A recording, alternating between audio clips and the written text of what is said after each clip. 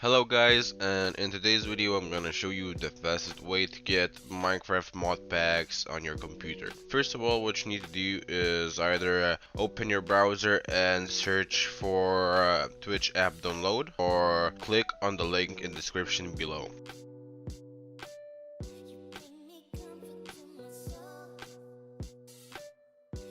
Then press download Twitch for either for Windows, Mac OS or other devices, and after launching it you should get to the window like this. After that you can click advanced settings if you want to choose your download location and press install.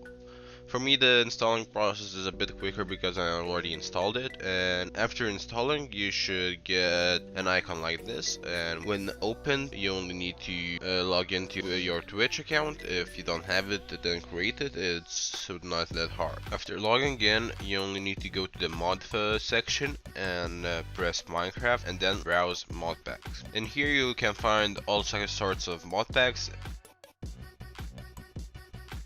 and you can sort it by most popular, most downloaded, and latest. So thank you guys so much for watching, and I'll see you in the next quick guides video.